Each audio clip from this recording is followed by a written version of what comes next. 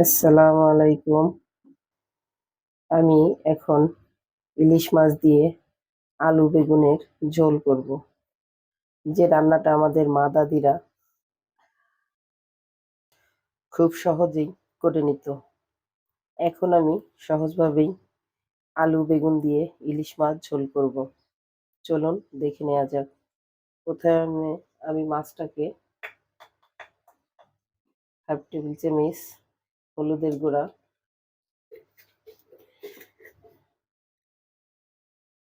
কিছুটা লবণ এগুলোকে মাখিয়ে নিব। মাখিয়ে নিলাম হলুদ লবণ দিয়ে। এখন এটাকে একপাশে রেখে বেগুনটাকে হলুদ লবণে মেখে নিব। আসসালামু আলাইকুম। আমি খুব সহজ একটি রান্না নিয়ে এসেছি, আলু বেগুন দিয়ে ইলিশ মাছের ঝোল। আমি প্রথমে মাছটাকে লবণ হলুদ দিয়ে একটু মেখে নিব।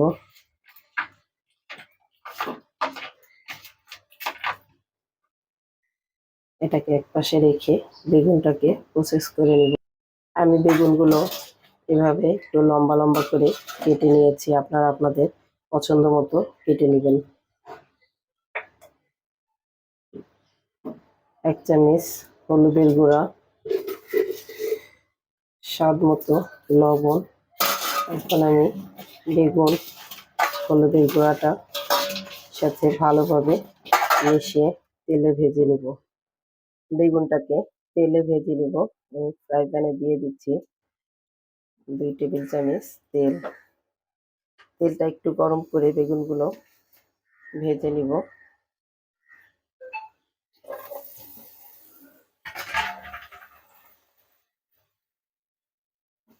চুলার আঁচটা মিডিয়াম রেখে খুব বেশি সময় না, 2 মিনিটের মতো একটু ভেজে নিব। বেশি সময় ধরে ভাজলে বেগুনগুলো নরম হয়ে যাবে। বেগুনগুলো ভাজা হয়ে গেছে। আমি 2 মিনিটের মতো ভেজে নিয়েছি। বেশি সময় ধরে ভাজলে বেগুনগুলো একবারে গলে যাবে। এখন বেগুনগুলো তুলে নিব। একই তেলে আলুগুলো একটু ভেজে নিব লাল করে। আলুগুলো ভেজে নিলে খেতে খুব মজা লাগে। তরকারিটা টেস্টটাও খুব ভালো আসে। সামান্য একটু লবণ দিয়ে দিব।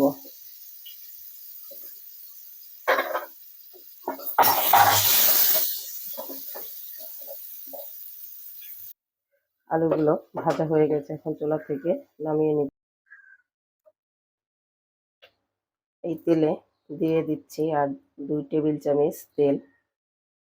এখন আমি রান্না করে নিব। দিয়ে দিচ্ছি হাফ টেবিল চামচ পেঁয়াজ,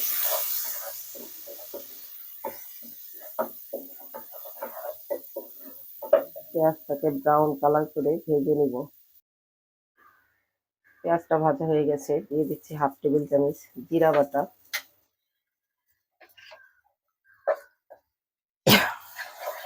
ইলিশ মাছে সবসময় মশলার পরিমাণটা যেভাবেই রান্না করে খুবই কম লাগে। যেহেতু আমি বেগুন আলু দিয়ে ঝোল তরকারি রান্না করব, তাই খুব সামান্য পরিমাণ মশলা অ্যাড করে নিব। দিয়ে দিচ্ছি হাফ টেবিল চামচ হলুদের গুঁড়া, হাফ টেবিল চামচ শুকনো মরিচের গুঁড়া,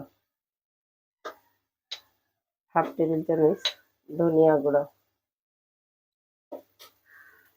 মশলাগুলোকে একটু ভেজে পানি অ্যাড করে দিব, তা না হলে মশলা পুড়ে যাবে।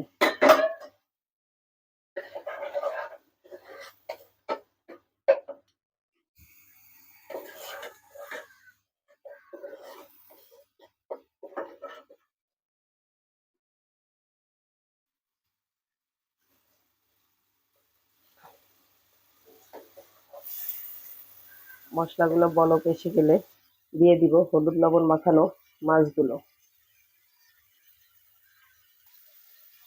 ইলিশ মাছটা কাঁচা রান্না করলে স্বাদ গন্ধ সব ঠিক থাকে, তাই আমি মাছটা কাঁচা রান্না করে নিব। অনেকেই ভাজা মাছ খেতে পছন্দ করেন, তারা মাছটাকে হলুদ লবণ মাখানোর পর একটু ভেজে নেবেন।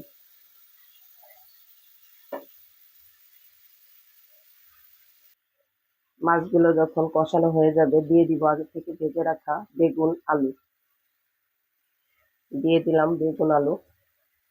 এখন খুব ভালোভাবে 5 মিনিট কষিয়ে নিব। খুবই আলতো হাতে একটু নেড়ে দিবেন, তা না হলে মাছগুলো ভেঙে যাবে। এখন দিয়ে দিব 3-4টি কাঁচামরিচ ফালি। ঝালটা আপনারা আপনাদের পছন্দ মতো দিবেন। এখন আমি ঝোলটা দিয়ে দিব।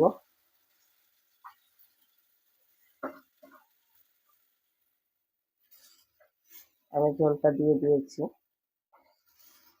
হালকা করে একটু নেড়ে দিলাম। এখন বলক আসা পর্যন্ত রান্না করে নিব। আমার তরকারিটা হয়ে গেছে। যেহেতু আমি ঝোল রান্না করব, তাই এই পরিমাণ ঝোল রেখে চুলা থেকে নামিয়ে নিব। রেডি হয়ে গেল ইলিশ মাছ আলু বেগুন দিয়ে ঝোল।